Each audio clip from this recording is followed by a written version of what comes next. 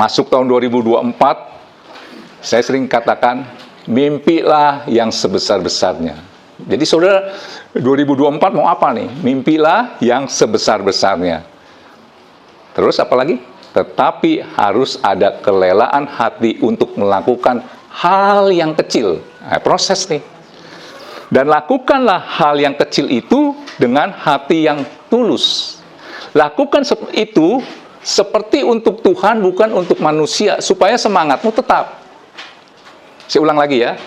Masuk tahun 2024, mimpilah yang besar, tetapi saudara harus punya kelelaan hati untuk melakukan hal-hal yang kecil dengan hati yang tulus, dan lakukanlah hal yang kecil dengan hati tulus seperti untuk Tuhan, bukan untuk manusia. Keluarkan Kolose 3 ayat 23 sampai 24. Ayo cepat. Nih. Saudara lakukan apapun, ya, selalu berkata ini buat Tuhan. Apapun juga yang kamu perbuat, perbuatlah dengan segenap hatimu seperti untuk Tuhan dan bukan untuk manusia. Hasilnya, 24. Kamu tahu bahwa dari Tuhanlah kamu akan menerima bagian yang ditentukan bagimu sebagai upah. Kristus adalah Tuhan dan kamu adalah hamba.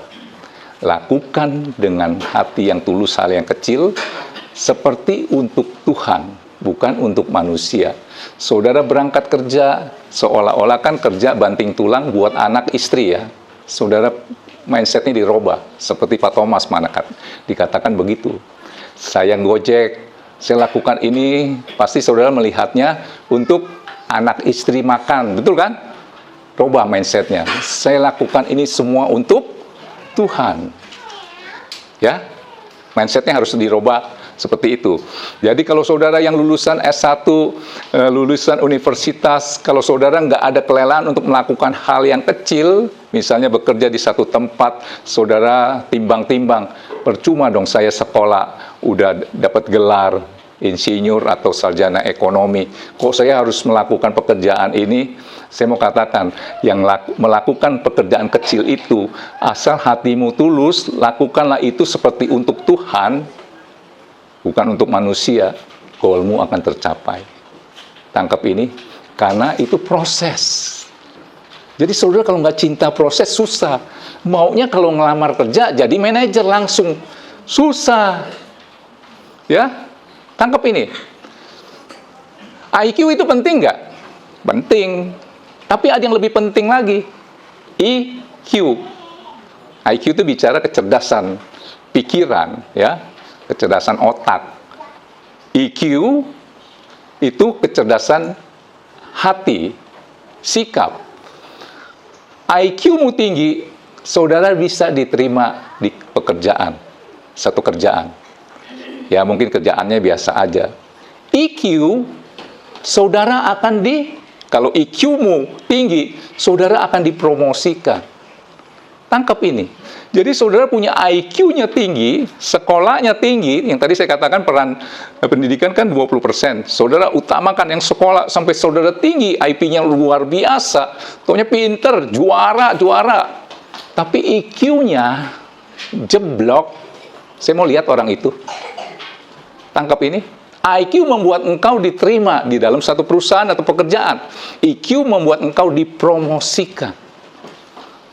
Kecil nggak apa-apa sekarang. Dilihat sikapmu, tindak tandukmu itu, integritasnya bagus, jujur. Saudara akan dipromosikan. Pernah dengar cerita office boy jadi presiden direktur? Kalau saya cerita jadi panjang ya. Saudara taunya, tangkap pesan Tuhannya apa? Mimpilah yang besar, tetapi saudara harus ada kelelaan hati melakukan hal yang kecil, dan lakukanlah hal yang kecil itu dengan hati yang tulus, lakukanlah seperti untuk Tuhan, bukan untuk manusia. Jadi saya mau katakan, perlu proses. Nggak ada proses, saya nggak percaya. Bagaimana saudara bisa bikin kue lapis legit tanpa proses berlapis-lapis? Satu adonan saudara langsung cemplungin, langsung penuh segini. Gak bisa, harus satu lapis. Saudara nangkep ini? Jadi kalau saudara masuk dalam proses, artinya uji coba, itu saudara harus disebut berbahagia. Berdasarkan Yakobus 1 ayat 2-8, ayo coba baca, keluarkan. Yakobus 1 ayat 2-8. Cepat. Saudara-saudaraku, anggaplah sebagai suatu kebahagiaan apabila kamu jatuh dalam berbagai-bagai pencobaan, masuk prosesnya Tuhan. Saudara diuji coba nih, ya, satu produk yang baru diciptakan atau dihasilkan, diuji dulu bagaimana kekuatan daripada produk itu, ya. Sebab kamu tahu bahwa ujian, ya, terhadap imanmu itu menghasilkan ketekunan.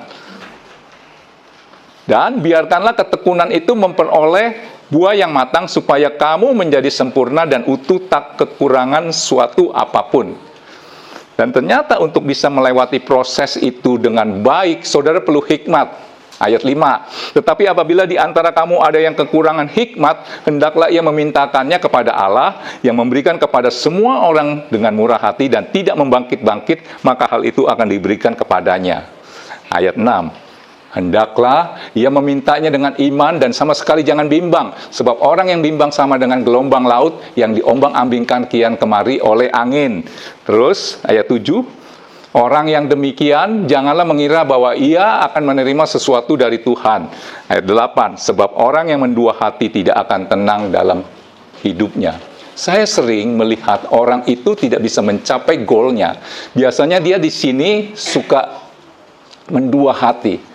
Terus apa stop ya? Timbul kebimbangan, keraguan-raguan. Saudara salah satu melecehkan Tuhan, itu adalah saudara bimbang dengan Tuhan. Saudara setuju nggak dengan saya? Saudara bisa bayangkan ketika saya sudah berjanji kepada anak saya, dia meragukan janji saya. Dia itu sama saja dengan melecehkan saya. Tangkap ini tanpa kita sadari. Ya. Jadi, harus ada keyakinan teguh. Sebab orang yang mendua hati tidak akan tenang hidupnya. Nah, saudara harus ada kelelaan, mau masuk dalam prosesnya Tuhan, percaya 100% akan bimbingan Tuhan. Ya. Nah, saudara mau masuk prosesnya Tuhan, proses itu adalah pembelajaran. Ya. Sehingga menjadi apa? Pengalaman hidup yang akan membuat orang itu tenang menghadapi apapun juga. Makanya kalau orang yang tidak pernah mengalami kegagalannya itu dianggapnya itu satu kegagalan oleh seorang mahasiswa yang skripsinya ditolak. Dianggap itu satu bencana yang luar biasa. Coba kalau dia udah mengalami dulu waktu di SD, mengalami hal-hal kegagalan demi kegagalan, itu akan membuat orang itu tenang. Dan firman-Nya Tuhan berkata, lihat ini. Sebab orang yang mendua hati tidak akan tenang dalam hidupnya. Perlu satu ketenangan. Makanya saudara yang tidak pernah mengalami kegagalan, tiba-tiba gagal, dunia kayak runtuh. Tangkap ini.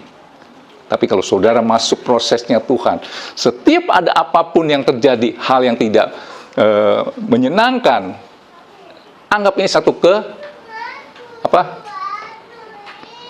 jadi lupa ya.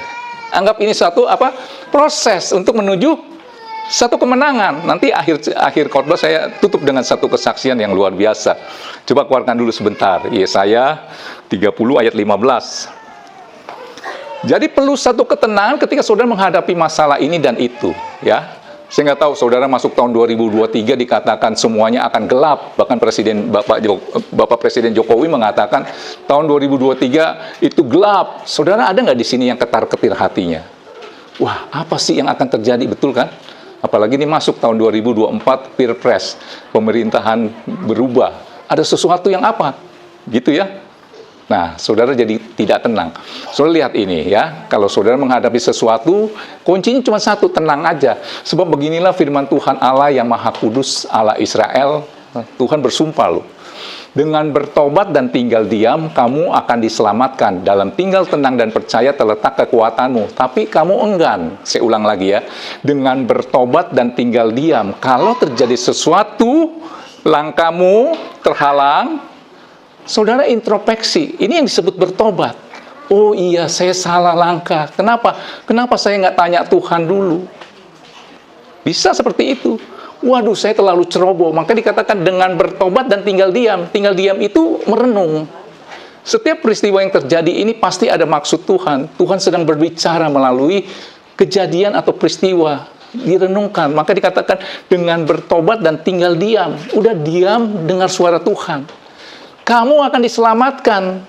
dalam tinggal tenang, ya, proses itu membuat engkau tenang dan percaya terletak kekuatanmu, tetapi kamu enggan. Dapat masalah sedikit udah cacing kepanasan. Betul nggak? Seladak suduk gerasa gerusu. Wah, nah itu ya. Oke, nah saya